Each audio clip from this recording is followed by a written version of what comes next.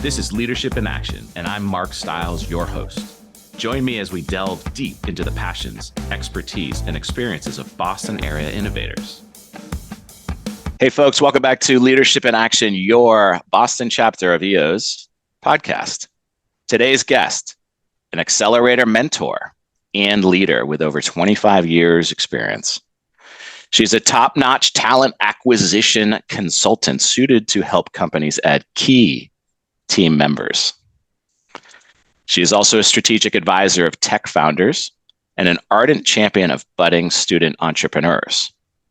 She's been an EO member for over 9 years. And being an EO member, I've been blessed to meet this guest. The founder and CEO of Boston Human Capital Partners. Please meet or be reacquainted with Kate Morgan. Welcome to the show, Kate. Thank you. You ready for the first question? Hit me. Let's do it.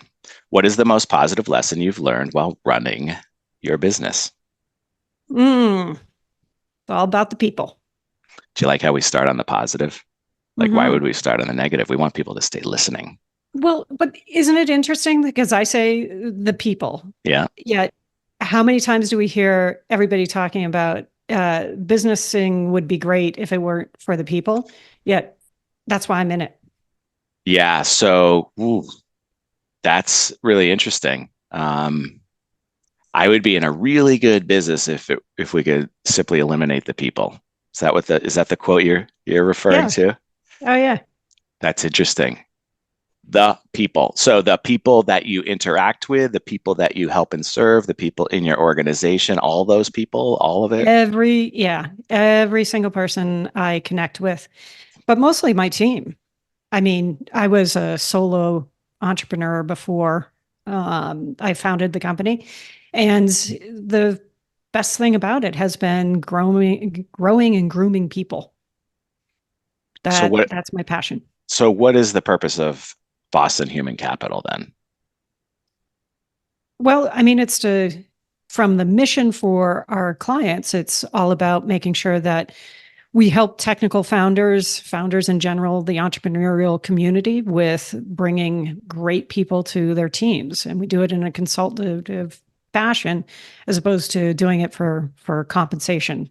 I mean, yeah, we get compensated, but you don't have to. I don't have to pay you, right? I mean, you love it so much. The altruism is just leading through. You're just going to do it because you want to help me. Yeah, no. I still have to pay the bills. Yeah, I still have to pay the bills. But yeah, no, it really is. My mission is to build great teams for our clients. That's where it all happens. And we have a very, very high bar. This is going to, on the flip side, I'm paid to judge people. That's my role. I'm here to help judge people. Not assess them. Well, it's all about, everybody has data, but if I'm here to help inject why I think a candidate could be a good solution, we're going to voice that. If we have concerns, we're going to voice that. So how do you dig into that? How do you determine right person, right seat? Yeah. I mean, as much as I'd like to say, every client is different. Every company is different. We go in so much to these companies, we can suss out very quickly what types of companies they are. And it really starts with the founders, the executive team. We do a lot with assessments. So I can read people very, very quickly. How? And I teach my team to. How? Well, we'd use assessments. So we use DISC, which is a communications, and we look at motivators. But DI. Of course you are. Yeah, you and me both. Low S, right? Our S is in the toilet. But that makes us fun. Yes. And mercurial sometimes. And seated for certain seats and not other seats.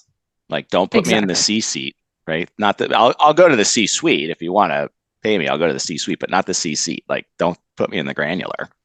Yeah. Oh yeah. Yeah. No, that's never a good spot for us. So yeah, that's we start with that. We look at emotional intelligence. We look at who's going to fit best where. And it's kind of fun. We're actually working on a CEO search right now. And one of the women on my team, I mean, she's just a rock star. She found three people, CEOs, all super qualified in a very niche area. And all three have different communication styles, which is perfect. It's like Goldilocks, actually. It's kind of cool. So we're talking about EQ. That on with what I was just referring to was actually more on DISC Okay. and their communications because we have a high D, we have a high S, and then Yeah. we have, well, I should say high I and then a high C. But when we start, all three have to have emotional intelligence because it's a technical founder who's stepping out of his role of CEO into a chief product officer role. This has been his baby for 10 years, but it's time to move on. So one of the things that we're really screening for is making sure that they are going to come in with the sensitivity because you have a high emotional intelligence. I have a high emotional intelligence, yet we're a couple of big D's. So So it's that's different. very different. So what's a good disc profile for a CEO? It really depends. I mean, we see so the current CEO is a high I, high S. Go Okay. figure. So And that's the parrot. This is I care what people think about me, and the S, which is I care for people too, right? well, it's just they don't want to rock the boat. They don't want to put people off. He wants to be liked and loved more than driving something to fruition. And that's the founder. Technical CEO founder, yeah. So no longer right seat. So we have to replace that seat with someone with what type of disc profile would be ideal in Well, that but scenario. again, that it depends on how the person works. So the interesting thing is, so I spoke to the CEO, the current CEO, back in November, and I told him to start thinking about using EOS. So he Mm. buys the book. Didn't tell me that he bought the book, but one of the candidates he's talking to is a high I. So again, they're influencers. They're friendly. They're chatty. So what did he bring up? He brought up Traction, the Mm. book. And so now they have this common language. So he's actually escalating pretty high up. Now, we also are seeing that the board tends to look for more they're investors tend to be high Ds. And so they're sort of gravitating to somebody that is more wired like you and I. So it'll be interesting to see how it all comes out. At the end of the day, he's still the founder and decision maker. So then adding in an EQ assessment onto the disc assessment. Tell the listener how you assess EQ. Yeah. So with emotional intelligence, it's always interesting because everybody thinks emotional intelligence, there's some sort of connection with IQ. So emotional quotient, the best thing about that is you can always grow and develop. IQ, you're born with it. That's it. You're not getting any more IQ points. So when we look at EQ, EQ is based on self-awareness, self-regulation, motivation, empathy, and social skills. Yeah, so we actually had given a CEO an assessment, the emotional intelligence assessment, and he was bullshit about it. He basically flatlined. And the ironic thing was 3 months later, he actually went on to sell the company for over $100 million. And what I find so interesting about that was while he was emotionally sort of mad that he didn't score higher, it actually it's it's to the benefit of him that he's been able to be successful because at the end of the day a lot of how we operate emotionally. um, when we start talking about people being on the spectrum, well, that's they have a lower emotional intelligence. But that's okay. It doesn't make them volatile. It doesn't necessarily make them psychopaths. Although it's interesting, I read an article a few years back that um, the greatest chance of a psychopath becoming successful is they end up in CEO seats. Again, all simply because they erase and remove all emotion from their decisions, and they distill it down to the actual business problem. If we could all do that, we'd have a lot less stress in our days, I'm sure. That's really interesting. So you mentioned that this is not genetics. This is not something that simple. Well, I'm putting words in your mouth. You didn't say it's genetics. However, it's not a marker that you're stuck with, like IQ No. or Yeah. brown eyes. Like you can actually do work on yourself to help your assessment with EQ. Yeah. And the interesting thing is that gentleman I referenced, since he sold, he stepped away, and the amount of personal self exploration he has been working on, I'm blown away because he just said, okay, at this point, I'm going to focus on me and less about business and those decisions, those black and white decisions. That's really interesting. I wonder what that journey's been like for this person, as you know, he knew success one way and this was the success. And wow, what a realization that must have been, to experience with you. And cheers to you for, helping that person become enlightened. I Oh yeah, see dude, I work on this with my husband all day long because he's a little spectrumy. So yeah. it's scary. It's almost like, I'm avoiding take you've asked, yeah, you could take our assessment, and I've avoided it because it's like the one who thinks they're self-aware are the ones who are least self-aware typically. So it's kind of, I Well, don't know, it's one of those, you I don't want to really mess with it ish. And that, although knowing my baseline, right, you can always do better. That's an interesting part where I thought maybe we were stuck, but this is part of that growth and journey. We can always improve, right? Yeah, absolutely. And actually, you know who usually has the highest EQ? Take a step. No? All right. You're looking at her. Middle-aged women. Why? Once we hit middle age, there's no more fucks to give. I'm kidding. Ah, No, it's a little bit like that because we actually, so when we think of self-awareness, um, we are super in tune with how we can work through situations, whether with our children, with our husbands, what have you. Um, Self-regulation. Well, I mean, we can't all be walking around like Ralph Cramden, although some days I do. The honeymooners, a yep. dated joke.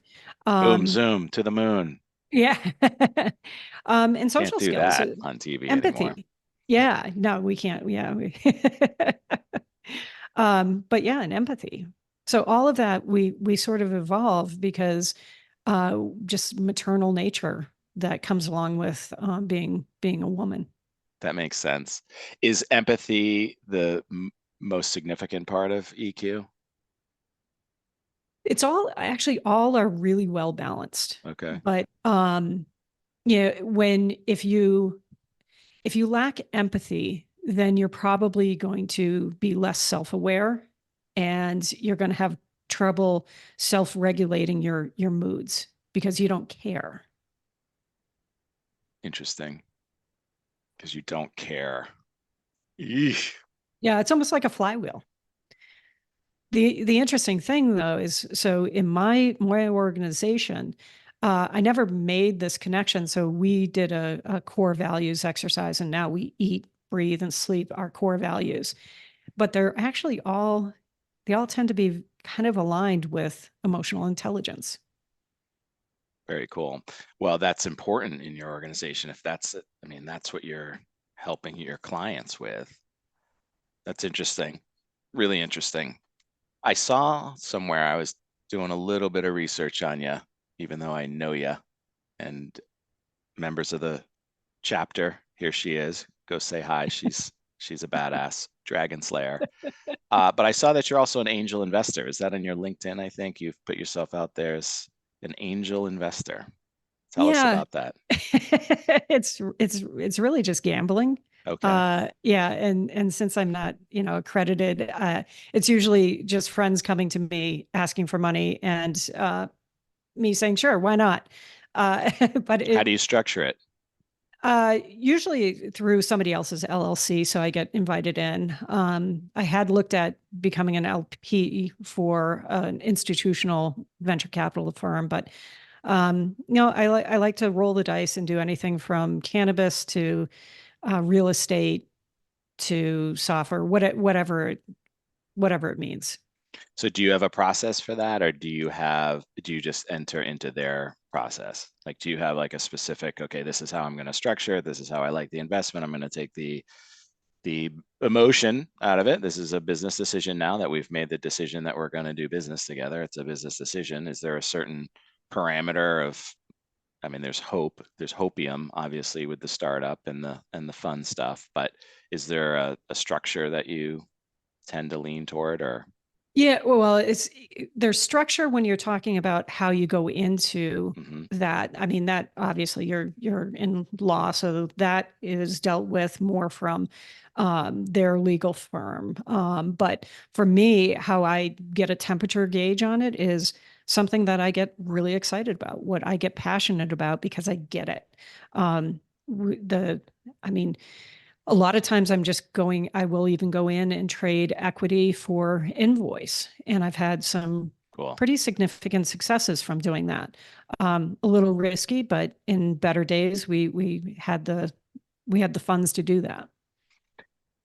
That kind of segues into my question is how much do you get involved in your angel investments? Like how much do you get in there and say, hey, maybe you want to be looking at this? So you really can't. Um, it's at the end of the day, it is their businesses, and you are buying into the belief that they have something Right. magical. What am I going to do to bring in? I So a lot of times I'll do a founder advisor agreement, and with the founder advisor agreement, I'm there at their call, but I'm not going to ever influence them unless I'm being asked. That's why it's really like gambling more than anything. Well, you're betting. I get that. You're betting on something you believe in. So why would you throw your seasoning in there if you're betting on that they've already kind of made it? You manifested that they're successful. So I want to be a part of it. Tell us about the young mind though. You're very involved with our GLC here in Boston. Tell us about the future of the Yeah, so GSEA, the Global Student Entre Awards, is so it's fascinating. So we just finished up our the third competition that was in December. I just went down and actually judged nationals, and I put up my hand to go to global. I think cool. the interesting thing is most of the kids when I reach out to them, and that's the thing, it's like you actually have to do some heavy lifting. You have to reach out and ask them to apply. Um, because the colleges, the universities they're not going to do that work for you. So I reach out, I tell them about it, I get them to come in. This year was the first time we got to do it in person again, and it was fantastic. Um, I think the thing that kids have today that have really helped to evolve is think about this. They had COVID, Mm, and I think we had so much structure. Now I'm kind of going off on a tangent of no, that's nurture cool. versus nature. Is so we've given our kids very manufactured sort of artificial lives because we structure them so much that when COVID happened, let's be honest, like I remember looking at my daughter, she was 18 at the time, and they sent her home from school. And I looked at her when it really hit us that this was how it's going to be. I looked at her and I said, "Oh, thank God you're not 8 because you'd be taking a gap year from the third grade." And when we start to think about that mentality that parents were having, their worlds were all in disarray. So kids had no choice but to start to think outside the box, outside of those structures to figure out. So that's when we started seeing more creativity. And I'm really seeing the creativity in the students. Obviously, you talked to Dylan. Dylan started his venture when he was 15. He's now what, 19? So it's fantastic to see. And I really hope that we can keep this momentum. I'm also seeing a weird, it's not weird, it's fantastic. Um, in this new phase of supportive social structures of students, where we brought them all in to compete. But now on LinkedIn, if anybody follows me, I'm chasing after these kids to see where they're at today, and I'm supporting them, and they're all supporting each other. They Isn't don't that go to great? the same schools. Yeah, yeah. So is that not something that you experience coming up? Myself Yeah. personally, no, no. I'm the exact opposite. I'm like so streetwise, and I mean, I dropped out of college. My father was a professor, my brother's a professor at Yale. They had it all in spades when it came to the education piece, and it just wasn't for me. Had entrepreneurship been something available for me? Oh, hell yeah, I would have been all in that, because I knew I was an entrepreneur when I was in second grade. How? Yeah, I wrote a, I had a newspaper. I Good. didn't, I didn't deliver newspapers. I was the newspaper. Awesome. I had articles. I made my friends write articles. I paid my mom to type up my newsletters because she wasn't doing it for free. So, No yeah. handouts. No, no, not in my family.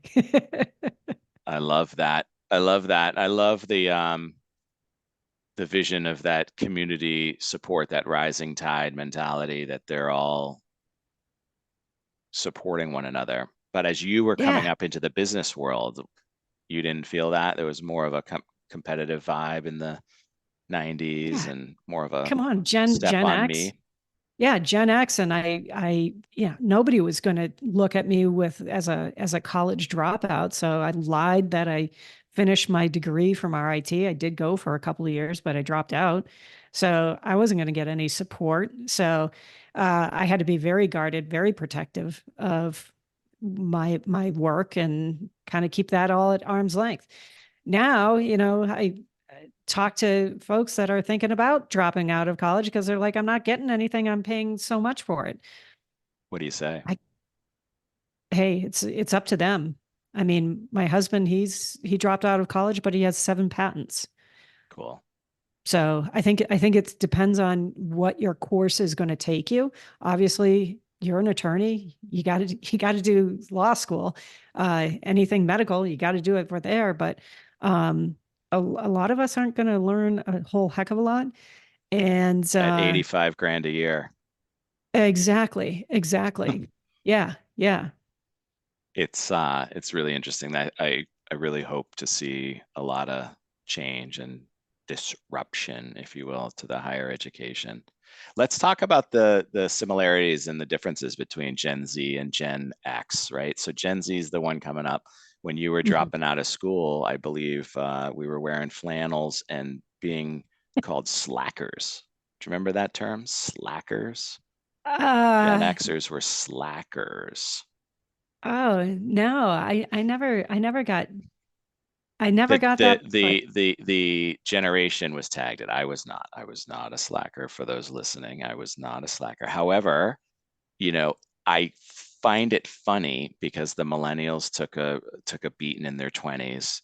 Gen Zs are taking a beating in their 20s. We took a beating in our 20s. I think it's simply the upperclassmen looking down on the freshmen and saying, "You're a pledge. You're beneath us, and you're not as good as we were." And I love when I hear positive things about the generation, right? So they're Oh thinking yeah. differently than us. They're evolved further as a species than we are. They see the community of the support and the rising tide where, we were Wall Street in the 80s and slicked back and like I must kill you in order to be successful. You can't have if I can have. The abundancy was certainly not a thing back Yeah. then. How Well, many pieces of pie here's are there? here's what and I actually just wrote a blog about this, is Cool. millennials, which is Gen Y, right? I think I think they were given misinformation, and we have heard a lot about the work life balance, and Yeah. millennials are like, oh no, work life balance. And what I struggle with that is they look at it from 40-hour work week. I work 9, I stop at 5. Well, that's not what work-life balance is really about. Work-life balance is about being supremely engaged in whatever activity you are in at that moment. So if you're with your spouse, you're with your spouse wholly. If you're with your kids, you're with your kids wholly. While at work, focus on work. And you can be super dynamic in all facets of your life without the bastardization of work ethic. So that's the balance. It's the focus. Is that EQ coming back? Um, I think so, because if you are so focused on checking, punching the clock, that you're not really understanding what your purpose is. And I look at Adam Grant. He wrote this book. He's wonderful, by the way, Hidden Potential, and it all talks about this learned industriousness, and that the more you put into things, and I'm using things because it could be your relationships, your kids, your work, Yeah. the more you get out of that. Yeah. But you have to push yourself. And so, kind of when we talk about um, if you're always looking to be doing bare minimum, you're never going to be outside of your comfort zone. And being outside your Mm, comfort zone is how we grow. right. The obstacle is the way. The hard way is the only way. Like sharpen that piece of your brain to not be comfortable. Yeah. Yeah. How can you go to the gym without pushing yourself? Right. You kind of need to have those endorphins kick in to inspire you. Well, we have to do that mentally. Agreed. I saw this on the Huber, or listened to it on Andrew Huberman Lab was talking about this. It's the amygdala in your brain. You have to Yeah. exercise that part of the brain. So you're in the work, like what does the future of work look like to you? Like, have you envisioned like what it's going to look like 3, 5, 10 years down the road versus what it looks like right now, or even 3 years ago? Yeah, I think it's going to be really fascinating. I think a lot of people are kind of got their panties in a bunch over AI. I don't You don't believe believe in so. But, AI? well, I believe in AI. That was one of my questions I wrote down. AI, yes or no? No, totally. Matter of Yeah, fact, I scripted this whole thing with ChatGPT before cool. getting on with you. Love it. But no, the You're problem is not real. there's no emotional intelligence in AI. That's the people part. That's the thing everybody says, well, it'll never replace the people. I get that. Yeah. Well, and even right now, I'm getting slammed because people want to sell me or have me invest in their AI platforms for everything that has to do with talent acquisition. That's that. That's not how things work. It's not how it works. We have to be smarter in applying things. So you ask the question, what will the world look like? I think we will see things that are a lot more um, socially conscious. I think we Hmm. we really need to have that just for anything that we're working on. Have it be a bigger mission. We have this sort of strange situation where all of our all of the publicly traded companies, it's all about drive, drive, drive to make more revenue, right? So to pay your stockholders. Hmm. Well, the interesting thing is, and this is uh, Greg Crabtree, who's a big fan, he's a big EOer.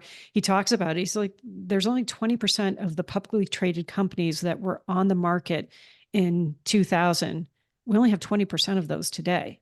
So it really means that everyone's 401ks and all of that are sitting on a house of cards. Mm. So they're grossly overinflated. And I think what makes people a little crazy is that they're like, oh, well, we need Walmart people to, be making $23 an hour and all of this. But then you have the boards that are saying, no, we have to pay our shareholders. Hmm. And that there has to come, something has to come out of that. So I think if we can start thinking more about how we can actually impact the world, and I'm not in like this kumbaya moment, it's just more about how we can actually build companies that are well rooted in helping move society forward as opposed to just looking at revenue. Is an employee owned company the utopia where it's, we're all owners, we're all rowing the same direction. We're not, management pushing us down. We all are in this together for the same reason. And it's not necessarily to pay our shareholders, but to pay Joni's mortgage and Billy's college tuition. And Yeah, is well, that I a think yeah, we have ultimate responsibility for our teams. Like I look and when this past year was a tough year in high tech, and every day I looked at it from the perspective of, hey, I'm walking away from this company and I'm fine. Like I could literally roll up my shop and shut it down. But I have to look at all the people on my team that I care about. So, yeah. lot of mouths, a lot of responsibility, a lot of burden to weigh onto those shoulders? How do you do that? Yeah, yeah.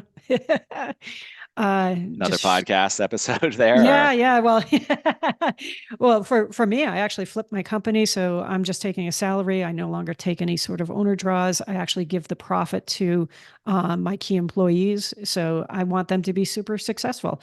And the other thing is the amount that we give, we train. So I don't want anybody from my industry working for me. I bring people from outside, and I give them career tracks. that's awesome. So how is the dynamic now that you've shifted your seat? How has that been? Oh, amazing. Freedom? Yeah, I don't have the ability to shoulder it all. I don't have a co-founder. This has always been me. And I've just gotten to a point where I'm like, you know what? I want to know what my business will look like in the next 5 years. Everybody thinks about selling their company, but in service-based industries, there's actually not as much profitability. I mean, it's all based on your EBITDA. And I looked at it and I said, well, geez, I could just keep taking a salary. I could move myself to a chairman of the board role, and I can subsidize my healthcare. So that's actually I make more money doing that than selling my company. That's cool. So tell me, 9 years of EO, Hmm. how much has it impacted the way you think about things? Oh, everything. Again, we just covered that I don't have much education, and so I need to get it in other ways. And I was very fortunate because I'm no longer in a forum, but when I was in a forum, I had people that were ahead of me in their businesses. And that's who I want to, again, kind of put myself outside of my comfort zone with people who had double my revenue. And I want to be with that because they can help me build and think about my organization as a more sophisticated company. I'm not doing this like uh, a side hustle. This is a full on corporation. So if I can do that, and now because I'm a mentor for the accelerator program, what's even interesting on that level is I've seen the high side, and now I'm helping folks get over $1 million. Well, they actually bring me more new tech than those bigger, more established forum mates that I worked with. And I love that. Like, keep giving me new, fresh ideas. So I think Mm, everybody needs to have that both views. those new, fresh ideas, and that segues into the youth competition that you do. I love that. So give me that newness. I'm a sponge. Keep bringing that.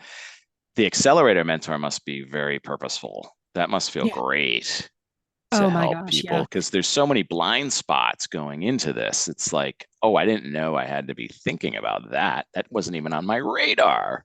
Hmm. Yeah. No. And Again, because it's going to take the same format as forum where you can't tell people what to do.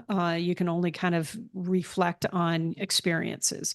And I think, I just been very fortunate that we have amazing people in the EOA program, but every single member of EO should consider doing it. Even if they just do it for 1 year, one cycle, they'll gain a lot out of it. Hmm. That's great. So listen up, folks, if you're looking to give back. That's a call to you right there. So do you consume information listening or reading typically? I have to listen. I'm too active. I can't sit still. The words bounce off the page for you too, Uh-huh. Yep. and Yep. then you get bored and fall asleep. Totally. Why am I Read doing that this? same This is line too over and hard. over. This Yeah. is too hard. Just give it to me in my ears, please. So what are you listening to? What are you podcasts? Like what are you Yeah. consuming lately? It's funny. Here we are on a podcast, but Yep. I find them a little frustrating a little bit. I'd rather consume books. Mm, So, I mentioned Adam Grant, Hidden Potential. A lot of the books I tend to gravitate to are looking for how to evaluate people in different ways, and look at the world in different ways. cool. So like David Epstein's Range. So Range, the full title is Why Generalists Triumph Over Special in a Specialized World. And it's all this, Sis. Okay. yeah, That's yeah, interesting. I've been exploring that a little bit. Why a generalist does well as opposed to a specialist who is focused in on one thing. What was the name of that book? Range. I need to get that. Yeah, That hits me because I've been doing a lot of thinking about that. Right? Be careful where you're receiving your information because that person may be in a silo and only understands that. And again, there with the EQ, they don't understand anything around that. yeah, Wow. yeah. Range and hidden potential are two that I'm going to put on the wish list right now because definitely trust what Kate has to say when it comes to this stuff for sure. You mentioned a blog. Where do you find that? For ours, we have Yeah. a newsletter. So if you follow us on LinkedIn, we post it. We have a about an every 3 week cadence Yep. to our posts. We try and make them a little bit more edgy, a little bit more No, maybe not. edgy. You, Kate, edgy? No. Yeah, well, because how much can you really talk about HR and talent, right? Yep. So yeah, so our last one had the salacious title of um, how leveraging 1099s is a little bit like risky sex. So it may seem like a good idea during the moment, but it may end up giving you some heartaches later on. And so, yeah, so then we got to see all the pervs because everybody opening it. But All the I what? want to all the pervs. Oh, the pervs. I thought you said the Yeah, purrs, like yeah, meow, like cats. no, we had The like pervs. So 60. that hit eyeballs directed at those searching perverted things too. Interesting. The algorithm, the AI. I love it. I love it. You never know. There could be a client in there somewhere.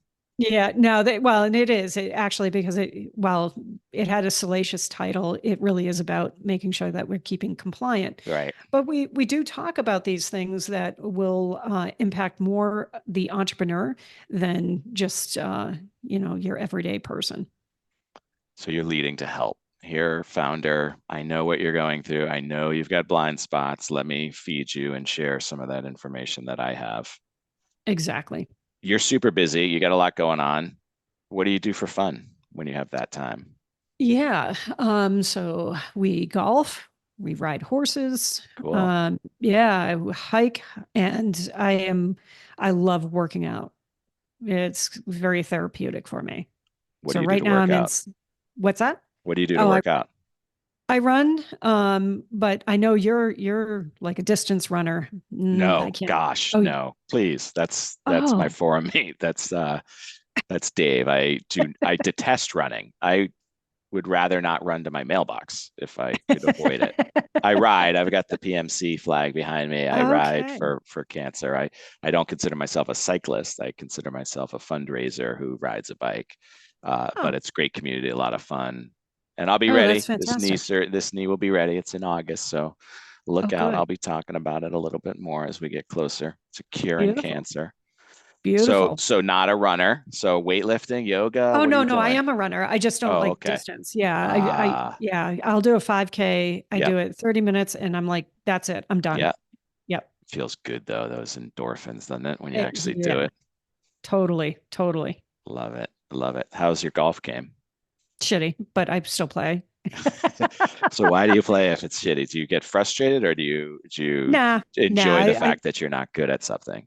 I love learning. It's a process. Yep. So yeah, I'm just gonna half the time I don't keep score because I'm not gonna beat myself up. I know when I'm gonna whiff on a hit, and then I say, okay, I'm gonna fix it. I'm going to share my golf story with you now. So I grew up playing. I grew up, across the street from a golf course. So 36 Oh, holes at 9 years old was not uncommon. So by 12, I had a really pure swing.